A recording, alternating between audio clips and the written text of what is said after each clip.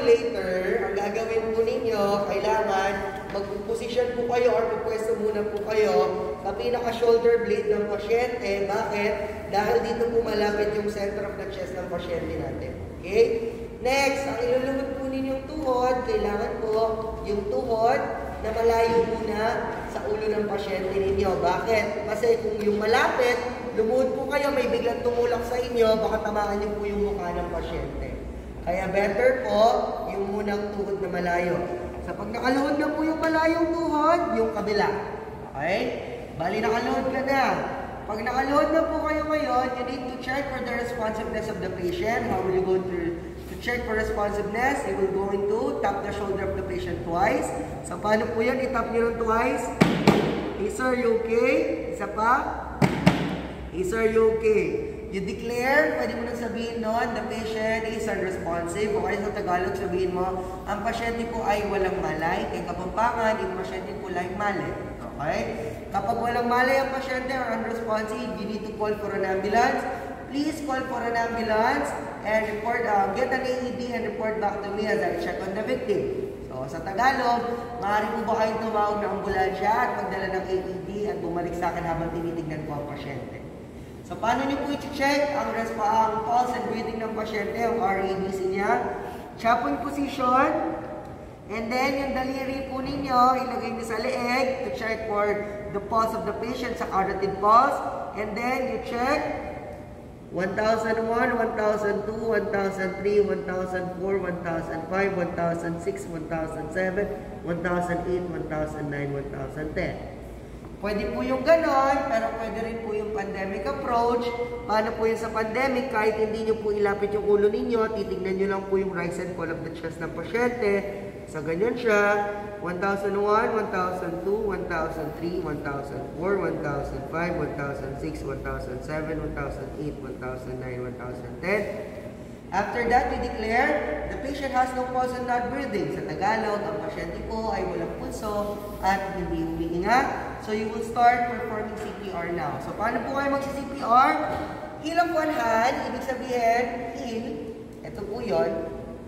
Ngayon, anong kamay ang gagamitin? Depende po sa inyo kung saan po yung dominant hand ninyo. Ibig sabihin, kung ano po yung kamay na mas mapuwersa sa inyo or mas malakas. Okay? So, halimbawa ako ito, papatong mo sa center of the chest. And then, other on the top yung kamay mo, interlock. And then, you lean forward. Diretso lang po yung elbow. Compress tayo. Ganito po yung compression. 1, 2, 3, 4, 5, 6, 7, 8, 9, 10, 11, 12, 13, 14, 15, 16, 17, 18, 19, 20, 1, 2, 3, 4, 5, 6, 7, 8, 9, and 1. So, ganun po yung kailangan nating compression. Kung mapapansin nyo po, hindi po nag-bend. Yung elbow po, straight lang. Galing po yung bigat, galing sa shoulder or galing sa likod. Kaya binibigay po natin yung buong puwersa natin sa pasyente. Okay? Hindi nyo po pwedeng gawin yung bend, yung nag-bend, yung ganyan. Kasi po mahihirapan kayo. Hindi rin po natin ginagawa yung bouncer. Yung iba kasi nagba-bounce. Lumilipat sila ng pwesto. Alright? Kailangan po, diretso lang, and then you perform compression. Halimbawa po, natapos niyo yung 5 cycle of compression, nakatapos ka ng 5 tig-30, kasi ang ginagawa natin, 30:2, a total of 150 compression po yun sa loob ng 2 minutes. Kapag natapos niyo yung 5 cycle, you're going to recheck again. Titignan po ninyo kung nag-regain po yung pasyente po ng life. So, mag-check tayo ulit. 1001, 1002, 1003, 1004, 1005, 1006, 1007, 1008, 1009, 1010. Assuming na buhay yung patient, we're going to declare, sasabihin po natin na the victim has pulse and breathing, the victim has been revived, we place the victim in recovery position. Sa Tagalog, ang biktima po ay may pulso at hininga na, ang biktima ay buhay na, pwede nang ilagay sa recovery position. So, paano po ginagawa yung recovery position? Ayan, kailangan ko po ng volunteer. Ito na lang, dito. Sige sir, higa po kayo, dito po yung ulo po ninyo. Okay, so paano po ginagawa position? Halimbawa si sir po, yung angkad pa naman ni sir. Yung kamay po na malapit sa inyo, bilang first aider, itataas mo. Okay, nakataas na. Next, yung isang kamay, ilalagay niyo po sa dibdib ng pasyente. Kung ano po yung kinlip na kamay, napapunta sa dibdib, ganun din po yung paa. Ang ganda ng medyas mo, sir. Okay? After po niyan, kapag nakalip na po yung kamay at saka paa, hawak po sa hip and shoulder of the patient, itatagilid natin siya. Tapos yung kamay po na tinaas, gagawin niyang unan, pang suporta sa ulo. Yung kamay na nasa dibdib, ilalagay natin sa flooring. Yung paa po, pwedeng ganyan or pwede pong ganyan. Okay? Ang tawag po dito ay recovery position. Ako ha? Sige po, thank you sir.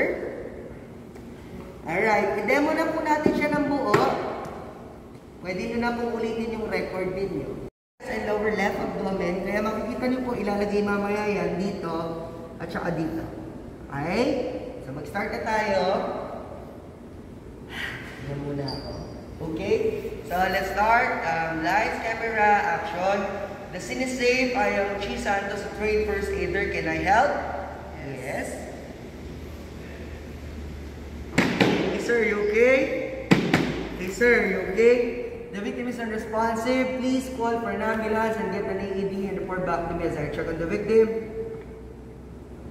1001, 1002, 1003, 1004, 1005, 1006, 1007, 1008, 1009, 1010. The victim has no pulse and not breathing. I will start my CPR now. 1, 2, 3, 4, 5, 6, 7, 8, 9, 10, 11, 12, 13, 14, 15, 16, 17, 18, 19, 20, 1, 2, 3, 4, 5, 6, 7, 8, 9, and 1. Papasok po ngayon yung partner ko. Tapos po i-attach po ni Ma'am Trish yung pinaka-AED po natin. Okay? Luma na po yung AED namin. Pasensya na kayo. Pero pag in-attach po yung AED, makikita po ninyo, ipapatong niya yan. Isa po dito, at saka isa dito. Okay? So, ganyan po niya yan papatong. Sa totoong buhay po, adhesive yan, ibig sabihin madikit. Pero sa example natin, dahil luma na po yung AED namin, makita lang po namin na tama po yung placement ninyo, okay na po yun, may grade na kayo nun. And then, ipa-power on po niya, yung green, pipindutin. Hintayin lang po natin. Shock advised. Charging. Everyone stand clear. Everyone stand clear. Ayan, bago po pindutin, ano sasabihin? I'm clear. Clear. Clear. I'm clear. Everybody's clear? Clear. Pipindutin po niya nun, yung yellow. Yan. Begin 5 cycles of CPR. Okay, mag-start po ako na ng 5 cycles of CPR. So, habang magko-compress po ako, kapag naka-30 ako, bobombahin po ni Ma'am Trish ng 2 beses. So, gawin ko muna yung 30. 1, 2, 3, 4, 5, 6, 7, 8, 9, 10, 11, 12, 13, 14, 15, 16, 17, 18, 19, 20, 1, 2, 3, 4, 5, 6, 7, 8, 9, and 1. Babombahin po 2 beses. Good. Okay. Second cycle po ngayon. 1, 2, 3, 4, 5, 6, 7, 8, 9, 10, 11, 12, 13, 14, 15, 16, 17, 18, 19, 20, 1, 2, 3, 4, 5, 6, 7, 8, 9, and 2. Third cycle. 1, 2, 3, 4, 5, 6, 7, 8, 9, 10, 11, 12, 13, 14, 15, 16, 17, 18, 19, 20, 1, 2, 3, 4, 5, 6, 7, 8, 9, and 3. Fourth cycle po. 1, 2, 3, 4, 5, 6, 7, 8, 9, 10, 11, 12, 13, 14, 15, 16, 17, 18, 19, 20, 1, 2, 3, 4, 5, 6, 7, 8, 9, and 4.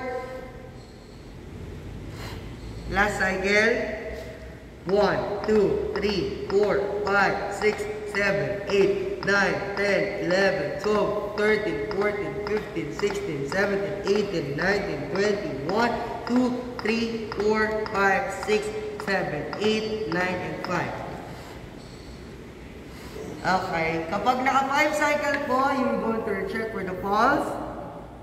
1001, 1002, 1003, 1004, 1005, 1006, 1007, 1008, 1009, 1010. Assuming nabuhay yung patient, we're going to declare the patient has pulse and breathing, the patient has been revived, we place the patient into the recovery position.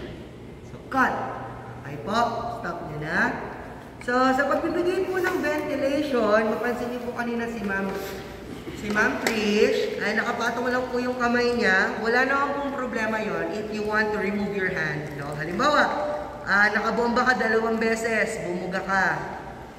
After mong bumaga, you release, okay lang po yun. Pero kung gusto niyo nakapatong din siya, wala namang problema. Okay? Para hindi lang po kayo nangangalay. Okay? Option niyo po yun. Yung burimel ako, tapos balik na. Okay lang yun. Clear? Sige po. Ayan, Sir June.